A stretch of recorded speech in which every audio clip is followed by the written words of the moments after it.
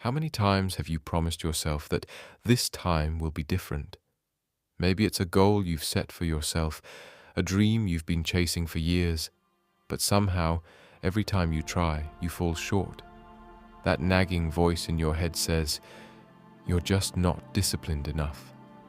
It's like this invisible wall that stops you from moving forward, and the harder you try to push against it, the more it feels like you're stuck in quicksand. You're not alone. We've all been there, stuck in the cycle of motivation followed by disappointment. But what if the key to breaking that cycle isn't about trying harder? What if it's about understanding why you fail and finding ways to work with your natural instincts, not against them?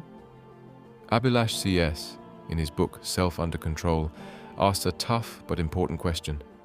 How many of your failures can be traced back to a lack of self-discipline? And here's the real gut punch. He's right. Self-discipline isn't just about saying no to distractions or getting things done.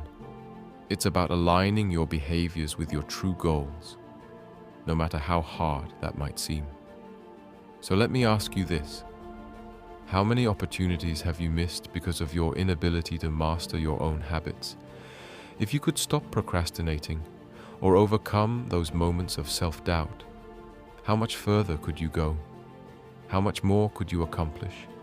Welcome to Book Play, where we turn powerful books into powerful life changes. Today's book, Self Under Control, is all about how you can develop self-discipline that works for you, not against you. It's about making peace with your mind's tendency to resist change and learning how to guide it toward lasting growth. And trust me, by the end of this video, you'll feel differently about self-discipline. It won't feel like a prison anymore. It will feel like the key to unlocking your potential. Let me introduce you to John. John is 32 years old, works in a corporate office in the heart of New York City, and on paper, his life looks pretty great. He's got a good job, a supportive family, and friends who admire his ambition. Yet behind the scenes, John is fighting a battle that no one really sees. For years, John has felt stuck in a pattern of starting something big, whether it's a personal project or a health goal, and then losing momentum after a few weeks. He's had dozens of first days where he promised himself that this would be the time he actually followed through. But by the end of the month, he finds himself back in the same place, overwhelmed by the weight of unkept promises and unmet goals. There's a voice in his head that keeps saying, "You'll never be disciplined enough to make it. Just give up." It's exhausting, right? That endless cycle of motivation followed by the inevitable burnout. And it wasn't for lack of trying. John would get these bursts of inspiration, download apps, create vision boards, and even buy new gym clothes. Yet, somehow, it was never enough. No matter what new tactic he tried, his old habits kept pulling him back. One evening, while he was mindlessly scrolling through social media, one of his go-to distractions, he saw an ad for Self Under Control. It was a simple post with a tagline, "Do you struggle with self-discipline? This book can change everything." At first, John rolled his eyes. Another self-help book? He'd tried 100 of those, but something about the title intrigued him. He clicked on the link, read a few reviews, and decided to give it a shot. That night, after yet another frustrating day of unfulfilled plans, John downloaded the audiobook. And from the very first chapter, he could feel something shift inside him. Abhilash C S wasn't talking about the same tired advice he'd heard before. He wasn't telling him to just try harder. Instead, he explained the science behind self-discipline and how understanding why we fail can actually help us succeed. The ideas in the book spoke directly to John's struggles. He realized that the problem wasn't just a lack of willpower, it was a deeper misunderstanding of his own behavior. He was trying to control himself in ways that went against his natural instincts. That night, John stayed up late finishing the book. It felt like a light bulb had gone off. Finally, he understood. It wasn't about defeating himself. It was about learning how to work with his mind to achieve what he wanted. It wasn't magic, but it was a turning point. The next morning, John woke up with a newfound sense of clarity. He didn't have all the answers, but now he had a plan. So, what exactly is Self Under Control all about? Well, let's start by saying that this isn't a typical self-help book with surface-level advice about just working harder or saying no more often. No, this book digs deeper. Abhilash C S explores the psychology of habits, self-control, and how our minds work when it comes to managing our behaviors. The central premise of the book is that self-discipline doesn't have to feel like an endless battle. It's not about suppressing your desires or forcing yourself to do things you hate. Instead, it's about understanding your motivations, triggers, and the emotional reasons behind why you procrastinate or fail to stick to your goals. By gaining this understanding, you can create a system that supports your best self, one that makes self-discipline feel more natural and achievable. One of the most powerful ideas in the book is that self-discipline isn't a skill that only a few lucky people are born with. It's a skill that anyone can develop. Yes, even you. Abhilash C S offers practical, science-backed methods for rewiring your habits, and he explains how to approach the process without feeling like you're sacrificing your happiness or freedom. The book doesn't just offer theoretical advice. It's filled with real-life examples, case studies, and actionable steps that make these ideas come to life. Whether you're struggling to stick to a diet, procrastinating on important projects, or simply finding it hard to maintain any form of consistent progress, this book is a game changer. Self Under Control has impacted so many readers because it offers more than just hope. It gives you the tools to take control of your life. It's about creating small, sustainable changes that compound over time. So let's dive into 5 of the most transformative takeaways from the book. Takeaway number 1: understanding self-discipline. Let's begin with the first key takeaway. Self-discipline is not about being perfect. It's about aligning your daily actions with your long-term vision. So many of us think self-discipline is about gritting your teeth and forcing yourself to do things you don't want to do. But in reality, self-discipline is about making the right choices in alignment with your deeper desires, not your fleeting emotions. If your goal is to lose weight, for example, it's not about saying no to that chocolate cake every time you see it. It's about choosing to nourish your body with food that fuels your long-term health. It's about realizing that while the cake may taste good in the moment, your deeper desire for health and vitality will bring you more lasting happiness. Think about your own life for a second. Are there areas where you're making decisions based on short-term satisfaction rather than long-term fulfillment? Maybe it's putting off a career goal because the work feels too hard today. Or maybe it's staying in a toxic friendship because it feels easier than confronting the truth. But the real question is, how would your life change if you chose the long-term reward more often? Reflection. Your future self is counting on you to make choices that benefit them. Every decision you make today is a seed planted for your future. Takeaway number 2, the science behind habits. Next up is understanding the science of habits. Did you know that 40% of what we do each day is automatic? That's right, almost half of our behavior is governed by habits which operate on autopilot. And the cool part? You can change those habits by understanding how they form. The process is simple but powerful. Habits are made up of 3 parts: cue, routine, and reward. First, you experience a cue, something that triggers the habit. Then, you engage in a routine, the behavior itself. Finally, you get a reward, which reinforces the habit and makes it more likely to happen again. The trick is to break the cycle by altering one of those components. For example, let's say you're trying to break the habit of procrastination. Your cue might be feeling overwhelmed. Your routine might be scrolling through social media to avoid the discomfort. But if you can replace the routine with something else, like taking a 5-minute break to clear your head, your brain starts rewiring itself. Reflection. Your habits have been formed over time, and changing them takes patience. But with consistent effort, You can replace bad habits with ones that support your goals. Takeaway number 3, leveraging weaknesses as strengths. Now let's talk about a truly powerful concept that's explored in Self Under Control. Leveraging your weaknesses as strengths. Wait, what? You're probably thinking, isn't the whole point of self-discipline to overcome your weaknesses?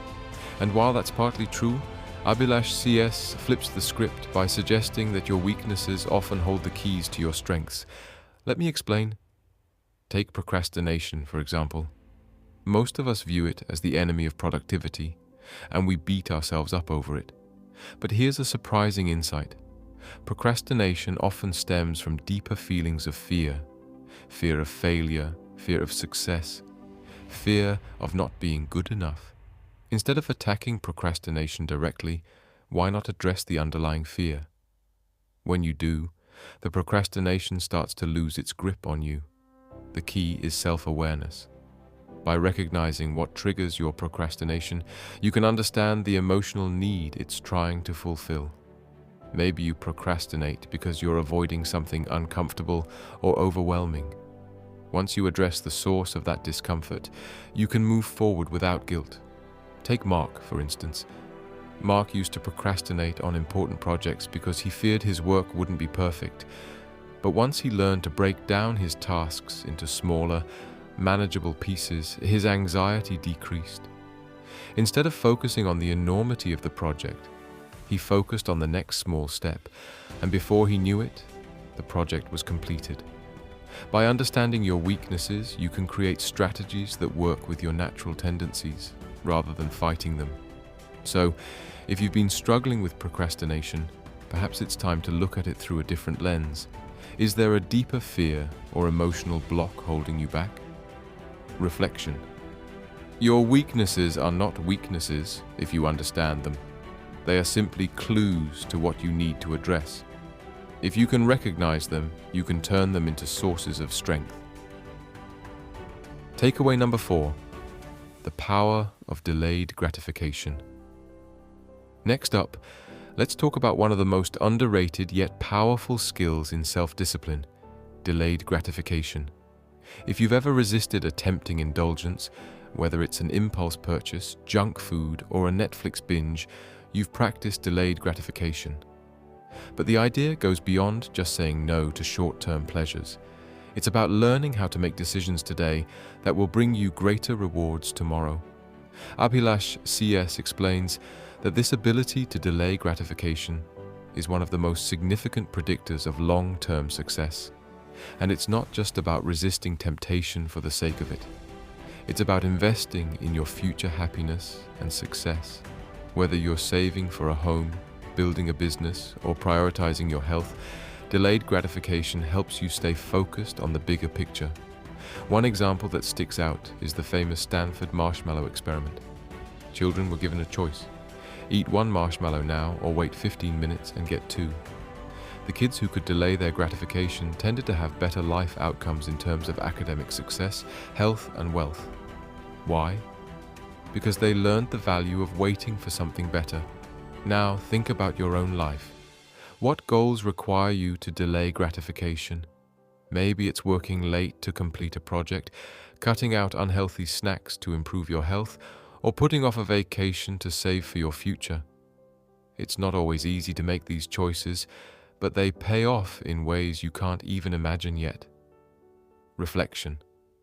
The rewards of delayed gratification may feel distant right now, but with each small sacrifice, you're investing in the life you want to create. And remember, every small no today is a bigger yes tomorrow. Takeaway number 5, building a supportive environment. The last takeaway I want to talk about today is the importance of your environment.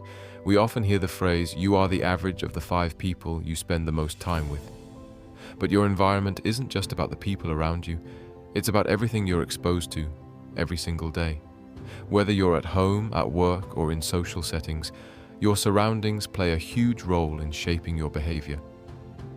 Abhilash C S emphasizes that if you want to develop strong self-discipline, you need to create an environment that supports your goals. Let's take a look at this concept in action. Imagine you're trying to quit smoking. If you're constantly surrounded by friends who smoke or work in an environment where smoking is the norm, your chances of success decrease dramatically. On the flip side, if you build a support network of friends who encourage your healthier habits and create an environment that fosters your success, you're much more likely to stay on track. This is true for every area of your life. Whether you're trying to lose weight, improve your productivity, or finish a big project, your environment needs to align with your goals. If you're serious about writing a book, don't just hope for the best. Set up a quiet, distraction-free space and surround yourself with resources and people who will encourage your progress. Take Emma, for example. She wanted to write a novel, but she kept finding excuses to put it off. That is, until she joined a writers' group. Being around like-minded people who were also working on their own projects gave her the support and accountability she needed. She built a routine around her writing, and before long she was completing chapters she never thought possible. Reflection. Your environment can be your greatest ally or your biggest obstacle. The more intentional you are about curating it, the easier it will be to stay disciplined and focused. Now, let's circle back to John. The journey wasn't immediate, and the road wasn't always smooth, but over time, John began applying the principles from Self Under Control. He broke his goals down into smaller, achievable steps. He built habits that supported his bigger vision, even when it was uncomfortable. He learned to practice delayed gratification, trading small comforts for long-term satisfaction. And most importantly, he changed his environment, surrounding himself with people who held him accountable and supported his growth. And you know what? John's life began to transform. His dreams were no longer distant ideas. He was living them. The blog he started became a platform where he shared his personal journey, and before long, it grew into something meaningful. He wasn't perfect, but he had mastered the art of progress, and that, my friend, is all that matters. Now, I want you to think about your own journey. What's one area of your life where you feel stuck? What would it take to move forward? The key takeaway is this: you have the power to change, and it starts with small, consistent decisions that align with the future you want to create. Change doesn't happen overnight, but it does happen. And it happens with every small choice you make in the direction of your goals. Today is the first day of your new journey. The time to change is now. So, as you wrap up today's video, I want you to reflect on one thing. What's one habit, one choice, or one area of your life that you can start changing right now? Just one small step, and you'll be on your way to the version of yourself you know you're capable of becoming. And if you found value in today's video, I'd love for you to subscribe to Book Play and continue this journey of self-discovery with us. Let's keep making powerful changes, one book at a time, because your best self is waiting for you, and it all starts with the decision to act. Thank you for listening. I'll see you in the next video.